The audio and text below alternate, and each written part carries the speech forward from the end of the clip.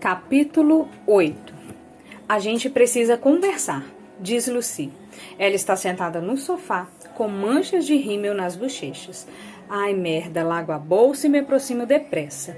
Assim que me sento ao seu lado, ela começa a chorar. O que aconteceu? Alex terminou com você? Ela balança a cabeça, então fico prestes a surtar de verdade. Por favor, não diga câncer. Seguro sua mão e então percebo. Lucy, você ficou noiva. Ela assente. Desculpe, sei que ainda temos 6 meses de aluguel, mas Alex quer que eu more com ele. Eu a encaro por um instante. Por isso ela está chorando? Porque quer se livrar do aluguel? Ela pega um lenço e começa a dar batidinhas nos olhos. Eu me sinto péssima, Lili. Você vai ficar totalmente sozinha. Vou me mudar e você não vai ter ninguém. O quê? Lucy, eu vou ficar bem, prometo. Ela olha para mim com uma expressão esperançosa. Jura? Por que diabo ela tem essa impressão de mim? Balanço a cabeça de novo. Claro, não estou zangada, mas feliz por você. Ela me abraça. Ah, obrigada, Lili. Ela começa a rir em meio às lágrimas. Ao me soltar, ela levanta do sofá. Preciso contar a Alex. Ele estava tão preocupado que você não me aliviasse do aluguel.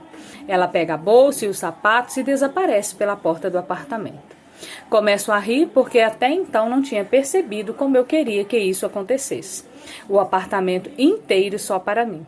Melhor ainda é que quando eu decidir transar com Riley, a gente vai poder fazer isso aqui o tempo inteiro, sem se preocupar com barulho. A última vez que falei com Riley foi sábado ao sair de seu apartamento. Concordamos em fazer um teste. Nada de compromisso ainda, apenas sentir o relacionamento para ver se é algo que nós dois queremos. É segunda noite e estou um pouco desapontada por ele não ter me procurado. Dei meu número de telefone antes de nos despedirmos, mas realmente não sei nada sobre o protocolo para mensagem de texto, ainda mais no caso de testes. De qualquer jeito, não vou mandar mensagem primeiro. Em vez disso, decido me ocupar com minha angústia juvenil e Ellen DeGeneres. Não vou ficar esperando um cara com quem nem transei. Mas não sei por que presumi que ler sobre o primeiro cara com quem transei me faria parar de pensar no cara com quem não estou transando. Querida Alice, o nome de meu bisavô é Alice. Passei a vida inteira achando que era um nome ótimo para um velho. Depois que ele morreu, li o obituário. Acredita que seu nome verdadeiro era Alice? Era Levi Sampson, e eu não fazia ideia. Perguntei à minha avó de onde veio esse nome. Ela disse que suas iniciais eram LS, e como todo mundo chamava pelas iniciais, com o passar dos anos acabou virando Alice. Por isso o chamavam assim. Eu estava olhando seu nome agora mesmo e fiquei pensando nisso. Ellen, será que esse é seu nome de verdade? Você poderia ser igual ao meu avô e usar as iniciais como disfarce. LN. Estou de olho, Ellen. Por falar em nomes, você acha Atlas um nome estranho?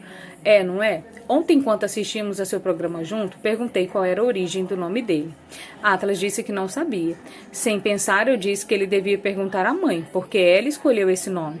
Ele apenas olhou para mim um instante e comentou. É tarde demais para isso. Não sei o que ele quis dizer. Não sei se sua mãe faleceu ou se ela o colocou para adoção. Já somos amigos há semanas e ainda não sei nada sobre ele, nem porque não tem onde morar. Eu poderia perguntar, mas não sei se ele já confia em mim. Parece ter dificuldades em confiar nos outros e acho que não posso culpá-lo. Estou preocupada com ele. Começo a fazer muito frio essa semana e na próxima deve piorar. Se ele não tem eletricidade, não tem aquecedor. Espero que pelo menos tenha cobertores. Imagina como eu ficaria mal se ele morresse congelado. Muito, muito mal, Ellen. Vou procurar os cobertores essa semana e entregar a ele. Lili. Querida Ellen, vai começar a neve em breve, então decidi fazer a colheita hoje mesmo na horta. Eu já tinha tirado os rabanês, então queria apenas colocar humus e adubo, o que não devia demorar, mas Atlas insistiu em me ajudar. Ele me fez várias perguntas sobre cuidados com a horta e gostei de ver que parecia interessado em meus interesses. Mostrei como cobrir o solo com adubo e humus para que a neve não causasse muito danos. Minha horta é pequena em comparação à maioria das hortas, talvez 3 metros por 4. Mas meu pai só me deixou usar esse pedaço do quintal. Atlas cobriu tudo enquanto fiquei sentada na grama de pernas cruzadas só observando. Eu não estava sendo preguiçosa, mas ele assumiu e quis fazer, então deixei. Dá para notar que é um trabalhador dedicado. Será que ele esquece os problemas quando está ocupado e por isso sempre quer me ajudar tanto? Ao terminar, ele veio até mim e se sentou ao meu lado na grama. O que te deu vontade de cultivar? Pergunta ele. Olhei para ele, que estava sentado de pernas cruzadas, me encarando. Naquele momento percebi que provavelmente ele é o melhor amigo que já tive e não sabemos quase nada do outro. Tenho amigos no colégio, mas por motivos óbvios eles nunca podem me visitar. Minha mãe vive com medo de que algo aconteça com meu pai e que acabem descobrindo seu temperamento. Também nunca vou à casa dos outros, mas não sei direito por quê. Talvez meu pai não queira que eu durma na casa de minhas amigas, porque eu veria como um bom marido trata a esposa. Talvez ele queira que eu acredite que a maneira como trata minha mãe é normal. Atlas é meu primeiro amigo que já entrou aqui em casa. Ele também é meu primeiro amigo que sabe que eu gosto de jardinar. E agora ele é meu primeiro amigo que me perguntou por que gosto de jardinar. Abaixo o braço e puxo uma erva daninha. Começo a picotá-la em pedacinhos enquanto penso na resposta. Quando eu tinha 10 anos, minha mãe fez uma assinatura para mim no site chamado Sementes Anônimas. Respondi. Todo mês eu recebia um pacote de sementes sem identificação pelos correios, com instrução de como plantar e cuidar delas. Eu só descobriria o que estava plantando quando brotava do solo. Todo dia, depois das aulas, eu vinha correndo para o quintal querendo ver o progresso. Eu ficava ansiosa por aquilo. Cultivar coisas parecia uma recompensa. Senti o olhar de Atlas fixos em mim quando ele perguntou: uma recompensa pelo quê? Dei de ombros, por ter amado minhas plantas da maneira certa. Plantas recompensam a pessoa com base na quantidade do amor que recebe. Se for cruel ou negligenciá-las, elas não te dão nada. Mas se cuidar delas, se amá-las do jeito certo, vão te recompensar com presentes na forma de verduras, frutas ou flores. Olhei para a erva daninha que eu estava picotando. Só sobrou 1 centímetro. Enrolei-a e dei um peteleco. Eu não queria olhar para Atlas porque dava para perceber que ele ainda estava me encarando, então só olhei para minha horta coberta de humus. Somos tão parecidos, disse ele. Meus olhos se fixaram nos seus. Eu e você? Ele balançou a cabeça. Não, plantas e humanos. As plantas precisam ser amadas do jeito certo para sobreviver. Os humanos também. Desde que nascemos, dependemos do amor de nossos pais para continuarmos vivos. E se eles demonstrarem o tipo certo de amor, nos tornamos pessoas melhores. Mas se formos negligenciados, a avó ficou mais baixa, quase triste. Ele limpou as mãos no joelho, tentando se livrar um pouco da terra. Se formos negligenciados, acabamos sem ter onde morar e incapazes de fazer qualquer coisa importante. Suas palavras me deixaram tão murcha quanto o humus que ele acabara de espalhar. Eu não sabia o que responder. Ele realmente acha isso de si mesmo?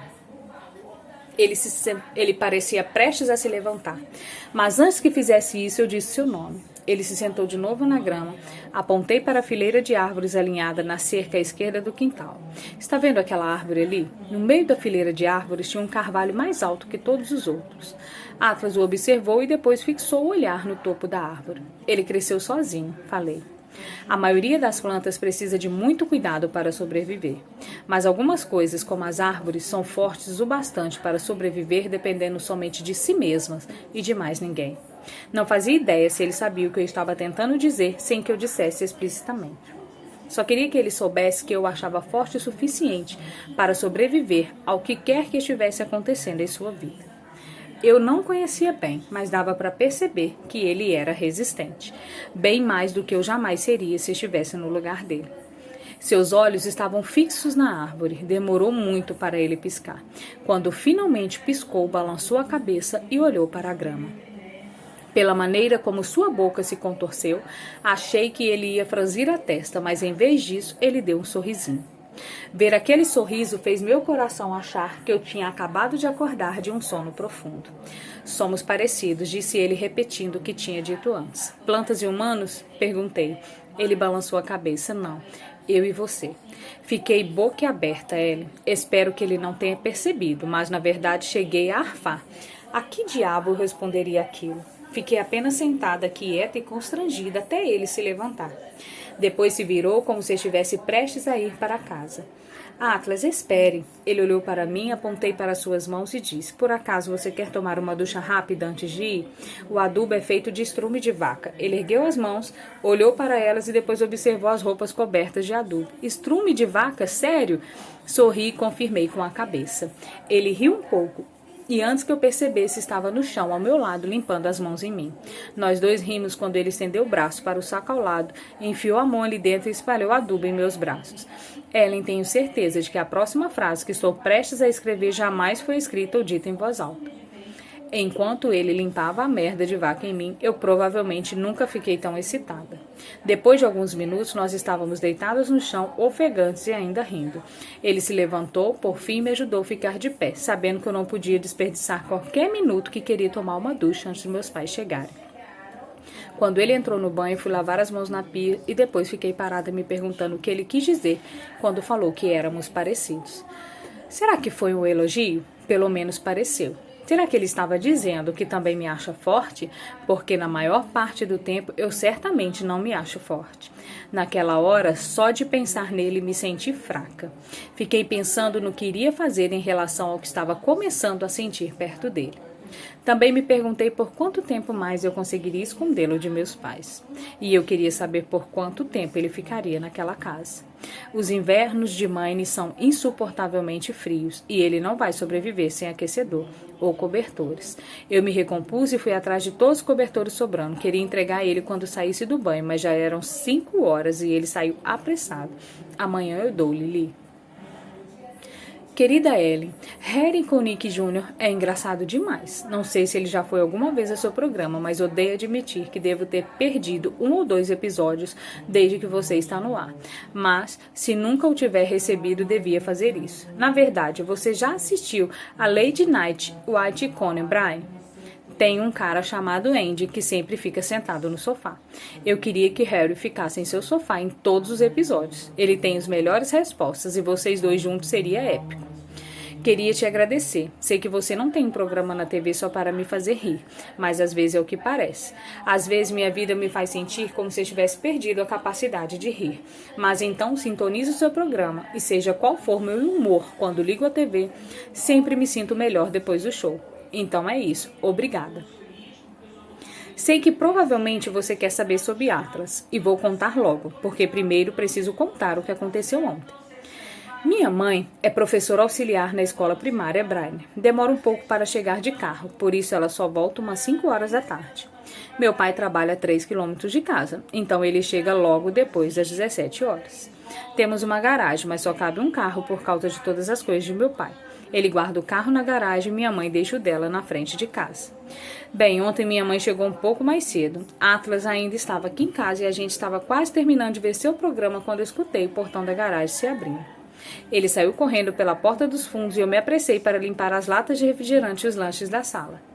Tinha começado a nevar muito forte, mais ou menos na hora do almoço de ontem, e minha mãe estava com muita coisa para carregar. Então parou na garagem para poder entrar com tudo pela porta da cozinha. Era material de trabalho e algumas compras. Enquanto eu a ajudava a trazer tudo para dentro, meu pai parou na frente de casa. Começou a buzinar porque ficou bravo por minha mãe ter estacionado na garagem.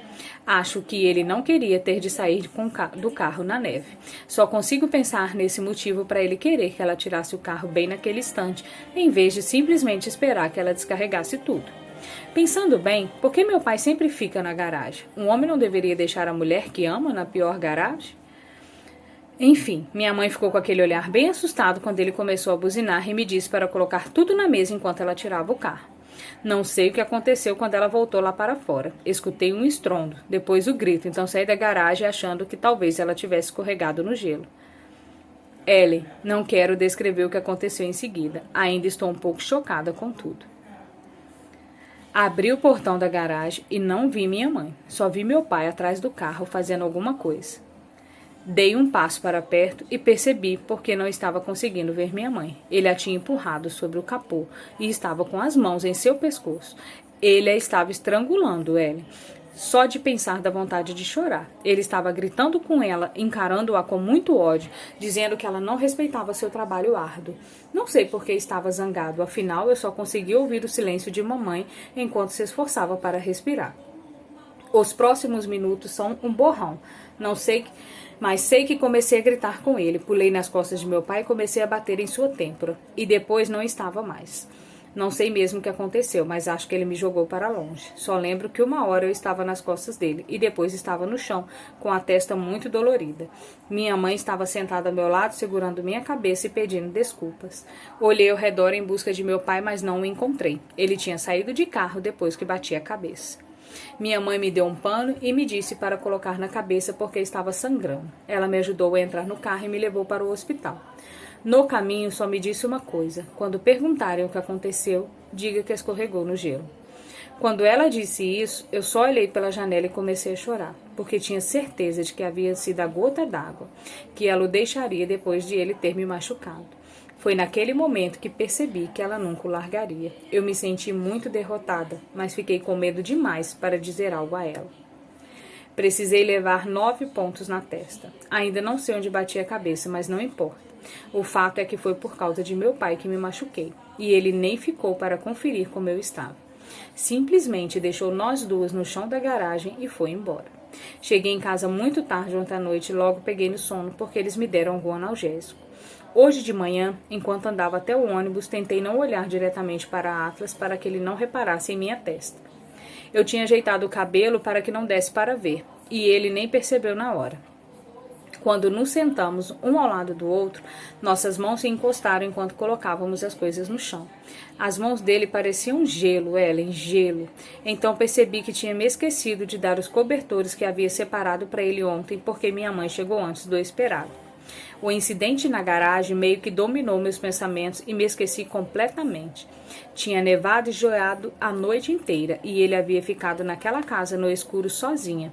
E agora ele estava tão frio que nem sei como estava vivo. Segurei suas mãos e disse: Atlas, você está congelando. Ele não disse nada. Começou a esfregar as mãos nas minhas para aquecê-las. Encostei a cabeça em seu ombro e fiz a coisa mais vergonhosa de todas. Comecei a chorar. Não choro com frequência, mas eu ainda estava muito chateada com o que tinha acontecido ontem e me senti muito culpada por não ter lembrado de levar os cobertores. E tudo isso me atingiu de uma só vez, no caminho para o colégio. Ele não disse nada. Apenas afastou as mãos para que eu parasse de esfregá-las e as colocou em cima das minhas. Ficamos sentados assim até chegar ao colégio, com as cabeças encostadas uma na outra e as mãos dele em cima das minhas. Eu teria achado meigo se não fosse tão triste.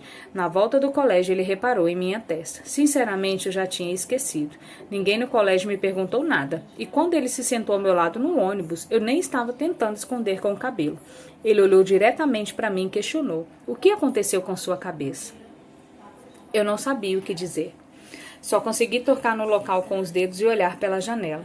Tenho tentado fazer com que ele confie mais em mim, na esperança de que me conte porque não tem onde morar. Então não quis mentir. Mas eu também não queria contar a verdade. Quando o ônibus começou a se mover, ele disse: ontem, depois que saí da sua casa, escutei alguma coisa acontecendo lá. Ouvi gritos, seu grito, e depois vi seu pai indo embora. Eu ia lá conferir se estava tudo bem com você, mas enquanto me aproximava, vi você saindo de carro com sua mãe. Ele deve ter escutado a briga na garagem e visto minha mãe saindo comigo para que eu levasse os pontos. Eu não conseguia acreditar que ele tinha ido até minha casa. Sabe o que meu pai faria com ele se o visse com suas roupas? Fiquei muito preocupada, porque acho que ele não sabe do que meu pai é capaz. Olhei para ele e disse: Atlas, você não pode fazer isso. Não pode passar lá em casa quando meus pais estão. Atlas ficou em silêncio e depois argumentou: ouvi você gritar, Lili. O tom deu a entender que a minha segurança era mais importante que tudo. Eu me senti mal, porque sei que ele só estava tentando ajudar, mas no fim teria piorado muitas coisas. Eu caí, falei. Assim que disse isso, me senti mal por mentir. E para ser sincera, ele pareceu um pouco desapontado, porque acho que nós dois sabíamos que não foi uma simples queda. Então ele arregaçou a manga da camisa e estendeu o braço. Ellen sentiu o maior frio na barriga, era muito feio. Ele tinha pequenas cicatrizes no braço inteiro. Algumas pareciam queimaduras de cigarro, como se alguém tivesse pressionado a guimba em seu braço e segurado.